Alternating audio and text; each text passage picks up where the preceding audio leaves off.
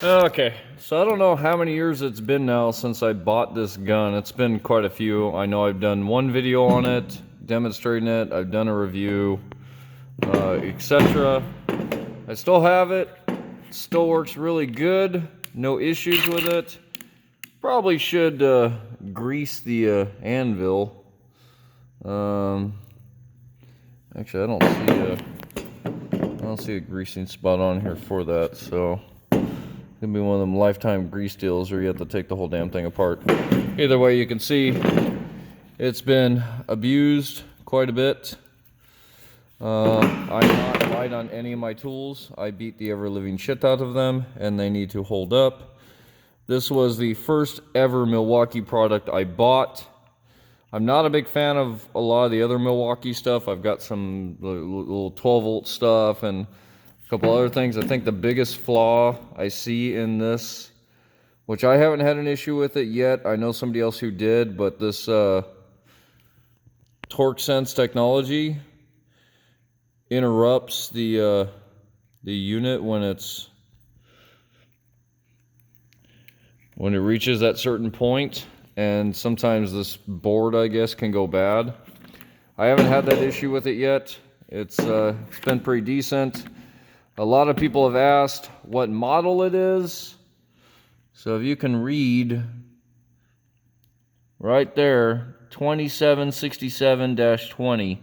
This is not the one key system. This is the one that doesn't have the Bluetooth. I'm not the big fan of all that technology. I've used Milwaukee's app in the past with the ticks, and I did not like those very well. Plus, it wasn't that great on tracking, so that is what it is. Now, this isn't really a review of this gun right now. This gun's been pretty good. I've already established that. What this is I got this boot here that goes over it. It's a rubber boot that goes over it. And the funny part is that I went on Amazon looking for this thing, and I found one, like $54 or something like that, plus some shipping or whatever. One seller had really bad reviews about not delivering the products, and then a couple others. It's all third-party sellers on Amazon. So 54 to $60 on Amazon. Well, I was in Home Depot today, and I noticed they had these on the shelf. And how much was it? $44. So by just getting off my butt and going to Home Depot and not using Amazon, I was able to actually get the boot. Let me take this out here. I'm kind of one-handed. So, yeah, there it is. I was able to get this thing for $44. Yeah, I don't know, it seems kind of pricey for a piece of plastic, but I've got to listen to these guys yapping. But yeah, I was able to get the boot pretty inexpensively. Let me shut that stupid radio off because people don't want to be quiet. It's nighttime. I like my peace and quiet. There we go. That's why I don't usually leave the radio on, because you get the excessive amount of chatter that's unnecessary. So I'm going to try to do this so you guys can see it. Probably not going to happen very easily. Oh well. Guess it is what it is, but I almost want to say you need to start from the back, but I think you really do need to start from the front with this. Put this on from the front. Get it on over there. And it's rubber, nice stretchy rubber. Move back so you can probably see me a little better. And I'm just going to stretch the back end over. Put it on there. It should be a bit tight because it's supposed to be a snug fit. So I'm, a little bit of tightness is expected. But $45 piece of rubber. It's just kind of pricey, but decent in order to protect the tool. And there's what it is. Oh, it just goes over. It's got cutouts. This is a brushed, if I remember right, this is brushed. Or brushless. I don't know. Freaking brushless. Whatever. But, yeah. pretty impact resistant, I think. No, it looks impact resistant enough to me. I mean, this whole gun's been pretty impact resistant. It gets thrown on the ground. You can see that battery I bought in 19. I usually put dates on all my batteries so I know how old they are before they go. You can see I broke that battery and had to kind of glue it a little bit. The side piece, I think, broke. Nothing a little snot couldn't fix, you know, Gorilla Snot.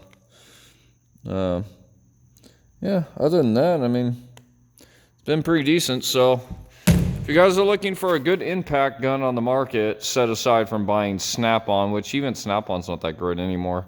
I'm sure I'll hear some people yelling at me, or the Snap-on junkie. I mean, Justin Sturgill. I wonder why he changed his name from the Snap-on junkie. Probably had some issues. But yeah, I have a DeWalt one, and it does not have the torque this thing has. And this right here is the whole reason I'm not using air anymore. I have air on the truck, and I got a new IR 2235 Ti impact gun, which it's got about 600-700 foot-pounds of torque. But for a battery-powered unit, this is still pretty damn good.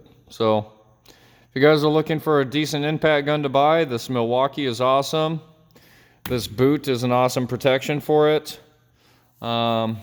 I mean, that's probably the one thing I use the most of in service calls when I'm doing tire changes, is this impact gun. I've got the bars here, but I rarely ever break those out unless I forgot to bring the gun with me. I've got my cheap set of earthquake sockets from the Hazard Freight. It's supposed to be impact. Chinese impact, so, you know, this is what it is. I've cracked quite a few of these things. These ones here I've sandblasted. That's why they're nice and shiny. These have been replacements because I've broken that one. I've broken this one. I've got a 22mm one somewhere. It doesn't fit in this kit. The biggest socket I think I do have in here is the 1 1/16. Let's see, that's Taiwan. Is it Taiwan? Yeah, okay, these are made in Taiwan. 1 1/16, yeah. It's the biggest size I got in this kit. I've got an extension somewhere, and I've got an adapter as well, but that's probably been still kind of pricey, but that's been a decent kit. And I found this thing sitting on a freeway somewhere. They do sell these. This is kind of like an anti-fatigue mat, but it's a nice little piece I can pull out when I'm kneeling down on the ground doing tire changes. The truck came with this nice, I think it's a 3.5 ton aluminum jack. It makes it pretty easy. And then all this just kind of, the way I kind of set this in here is I just put this pad above my jack. It usually slides all the way in the hole there. There it goes. And then sockets on top and my impact gun on top. I haven't charged that battery in a while. But yeah, well, I guess this is just an impromptu BS video, but thanks for watching. Please remember to hit that subscribe button, and I'll see you all in the next one.